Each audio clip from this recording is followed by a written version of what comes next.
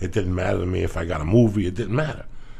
And now, Jesus Christ, I'm to the fucking dime. Like, I'm to the dime. Like, I got to be they're picking me up at 4:15 Thursday morning.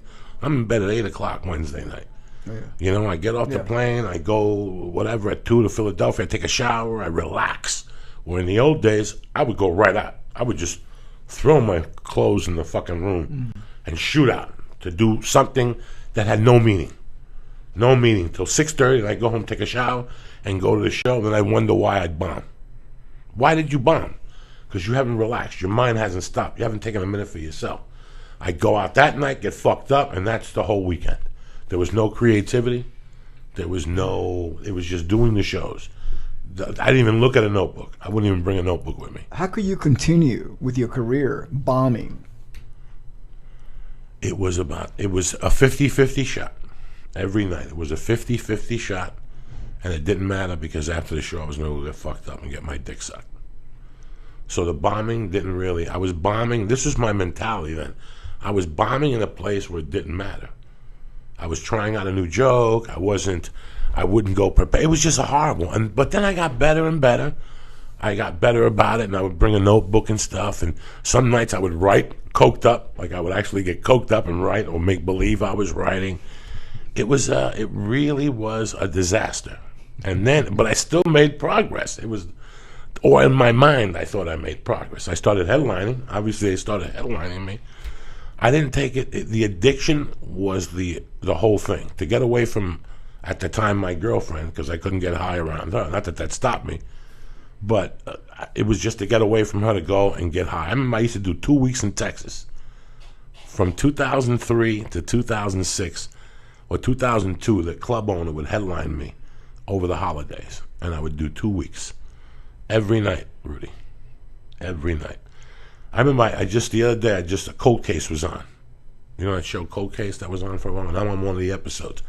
I shot that on the Monday after the holidays. You know that 2-week break you have? Yeah. Like, I had to shoot that like January 4th. Oh. And I came back that January 3rd. I wish you guys looked that episode up and see how big I am. I had to be 420. That's when I was walking around at like 410. But after those 2 weeks, I was just, you could see it. You couldn't even see my eyes from the bloating, from being bloated, from all the eating salt, eating restaurant food, French fries, not taking care of myself. And now it's completely different, Rudy. Now it's completely different. I got a question for you because, I used to play with Sam Kinison. We shared the same management. I played on his records. We became friends. I went to a lot of his gigs. And what he used to do was at the end of the show, he would bring out a band. Right. Most of his buddies, kind of like an all-star band. And we would do Wild Thing. I actually played on that record, and I was on the video. And I remember him going out on stage really messed up. I mean, like, drunk and, coke. And he would bomb. But people would still show up. It was crazy. Maybe it was like to see a train wreck or something. It's like the same thing. Who's the chick that died 2 years ago? I don't want to go to rehab. At the end, you knew the bitch was either going to cancel, be fucked up, sing a song and give you the finger and leave. People still paid the $120 to go see it. Yeah. Well, people love a train wreck. Is it different with bands? Because with comedy, it's only you talking. So like, would it be easier to tell if you were messed up? Oh, please, yes. And then, but I would imagine being fucked up messes with you playing music. It must. Oh yeah. You can't play and be screwed up. No, it's impossible. Especially if you're playing some quality music. I mean, I can tell you because I experienced that. I mean, there was a show in Kansas City one time. I was playing with Ozzy, and Ozzy used to like take B12 shots. Right. So the promoter could only find a dentist that would come to administer the B12 shots backstage. So the guy goes over to me on the side right before I was going on stage and say, "Hey, you want a bump?" And you have, remember the old days, those little bottles, the little carburetors. It was like what do you call those? It was like a little bullet. Oh, and you turned the thing around and then you turned it around again. Like, like a little bullet. Right. Yeah. So I go, what the hell? He's a doctor. It must be someone like, really good, prescription, cocaine, I guess, So I did it. It was the only time that I've ever did it, with Ozzy going on stage. And I'm telling you, I spent half the show, I just wanted to like not die. It's terrible. It is awful. It's so terrible. worse. I would, with all these problems I had, I did have one piece of thing that kept me together. March 17th, 1992, I got on stage coked up.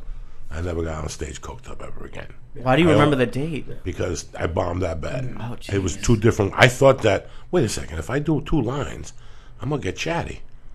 And I'm going to go up there and just chit-chat. I'm going to be fucking great. Nobody's figured this out yet. Richard Pryor figured it out. Sam Kennison got it. And now I got it. And I went on stage because the cocaine cuts your heart from your material. It cuts it. That's why you can't be funny. Yeah, you'll get away with some jokes. There's some jerk-offs that they'll laugh. But you don't sell the joke. The joke isn't being sold. It's just like reading a book. So he went out and he, whatever. That's what it felt like to me. Yeah. I could tell if I did too much coke the night before, it would affect my stand-up. Even if I didn't do coke the whole day, it would affect my stand-up. I couldn't control my mind. Was it like a hangover? Yeah, it was like a hangover, but it was like a mental. You can't. Your heart and your mind aren't connecting.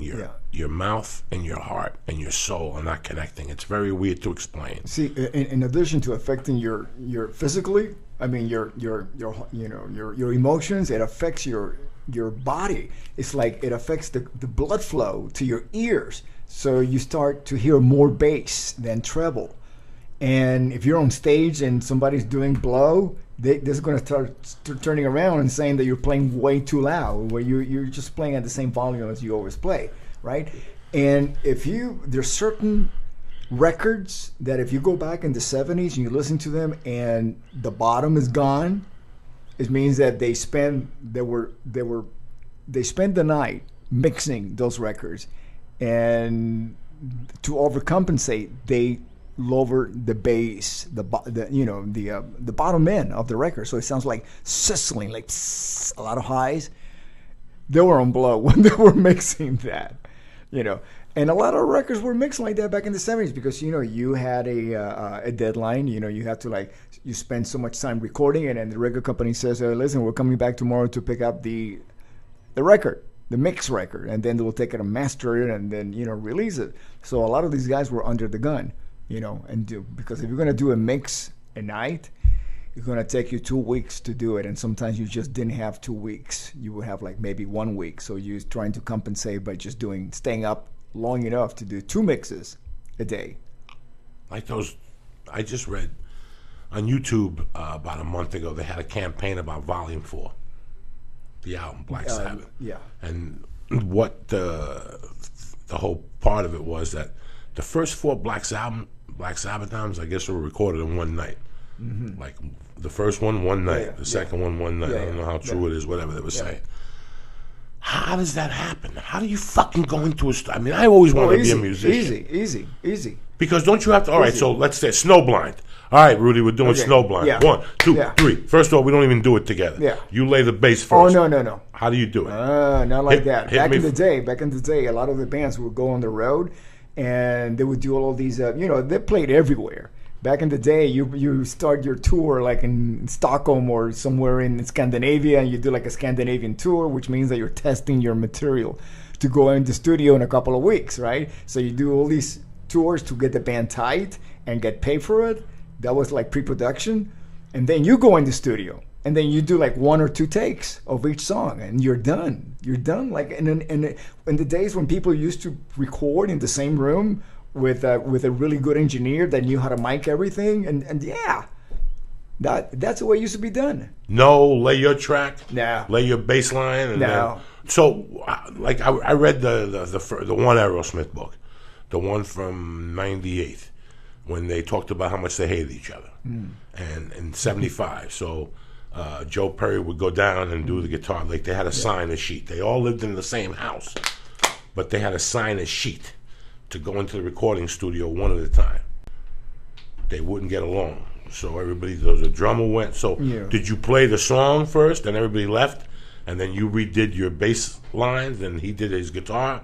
Was that how it was done? Because I'm fucking confused here. I'm blown away. Listen, all the like if you read about the Beatles, they that first record they did with George Martin, they actually did that in one day. They did, So it was like what 14 songs, 15 songs, because in America we would get 10 songs per album, but in the UK release it was actually the full record, the 15 songs or whatever they happened to record, and. I think that what happened was in America, engineers and producers they either started getting picky or lazy, because the guys back in Europe, in England, all those English engineers and producers, they had it down. They knew. I mean, I worked with some of those guys, and they don't look. It got so bad that you had to spend one day just to get a snare sound back in the 70s. If you were going into to make a record, it was a given that the first day was just drums, and you would spend most of the day just getting a stupid snare sound. Come on, just put if you know what you're doing, you just put maybe 3 mics. The best setups I've ever played with, just 3 mics, one on the kick, one on the snare, one overhead, and that's it. Most of the classic rock records we listen to, that's the way that they were recorded, and then either direct or both. You amp you put a mic on the bass amp and direct, and then you get isolation rooms. All the studios were designed like that, so you isolate your amplifiers. Or in the case of like where the Stones used to record, they did Exile on Main Street in a house that Keith Richards rented in the south of France. And they took the basement and they just make baffles to separate the amplifiers, and that's how they did it, and those are classic albums. They have a vibe. They have soul to it. We were talking about the soul in your material when you're delivering it. That's what's missing when you start separating people. And, one guy, I do a lot of records nowadays in my pajamas at home with my little dog watching me, because they send me the tracks. Are they going to be timeless records? No. To me, a timeless record, everybody has to be in the same room to record that. Is it like a feeling? Is it like kind of like the room has when the band's playing together? Is it right now we're experiencing it. Okay, you and I, we did a podcast. It's way different, this one, because I'm looking at you, you're looking at me. We're communicating in the same room. It's not like me at home with my telephone, my cell phone, talking to you, calling in. Okay, yeah, it was good, but it doesn't have that intimacy that we're having now. It's amazing. We were talking about a band, how you have so many different personalities to deal with, and you were saying how lucky I was because when you do comedy, it's just you and the microphone. You just got to show up at a bar, plug it in, and fuck it, you go crazy. Yeah. For a guy like me, when I was growing up, I read all those magazines. I read Circus, and I read about recording sessions, and my dick used to get hard. Like just, the Stones going to Jamaica. Are you fucking kidding me? Everybody going to Jamaica for 2 months, whether we like each other or not. We got a big bag of reefer. We fucking get a couple black chicks, and we start, whatever. To me, that was phenomenal. Exile on Main Street. Now, what happened with Exile? Wasn't somebody owed money? Didn't somebody owe money? That's why they were hiding. That's why they were in France. Somebody was looked for. Either Keith Richards was looking. Somebody was looking for somebody. There's a documentary about it, and they touch on it lightly because it was basically a documentary, Exile on Main Street documentary. If you got Netflix, you can watch it on that. It was basically about the making of the record, but it was they were tax. Right, tax. It was tax. Yeah, tax. Because in England, if you made a certain amount of money, if you stayed in the country, you had to pay so much taxes. So if you make the record somewhere else, you're not going to be hit with all those taxes. Yeah. Do you prefer working solo or with a group? Because I've worked with a few comedians, and comedians don't really tour that much together. Some of them do, but not really. It's like a single person. I would imagine with a 5 or 6 person group. Yeah. Comedy's more like boxing. Yeah. It's only 2 guys in the ring at the time. It's a men on one-on-one. A band is really a team sport. But how often does it go bad? Like, how often do people hate each other and fight about money? How many teams? Name a sport. Is there any happy team? No, of course not. There's something going on. Because everybody, we were talking about this. That's the crazy factor. you have to be crazy to do what you do, Joey. I mean, it's, you know. No, I've always known it. I you know, spoke you to have my to be wife crazy. about it last Yeah. night. We were talking about something, and she goes, "Is that person Joey Diaz crazy, or the other crazy?" Yeah. And I go, "Joey Diaz crazy. He's Yeah. crazy, but he's not like hearing Yeah. voices and shooting people." And shit I mean, like you know, to be crazy doesn't mean to be evil. Right. No, It's no, no, just- no. It's It's just just crazy. like outside of the box. You know, you're doing. You got dreams, and you just go for them. You know, no, you're not going to listen to everybody else telling you, "Oh no, because you're whatever you are, you're never going to make it," and whatever. So you leave town because you want to get away from these people, and you wind up wherever you think the all the opportunities are. To me, it was LA, you know, because the record companies were here, and all the musicians that thought like-minded were here. So I joined a band, and I slept on the floor, and I, you know, and I did all this crazy shit, you know, that if I look back at it now and go, oh my God, how did I have the balls to do all of that? But I did, you know. And again, if you lose that edge, that craziness, you're in trouble, because you're not gonna move forward. You're not gonna progress. It's the craziness that will keep you going forward, getting better, getting crazier. I always thought when I got off drugs that my comedy was going to be done. That was one of the reasons towards the end I didn't want to get off the blow, or nothing. And then I thought about it, and I was like, wait a second. I was always fucking crazy.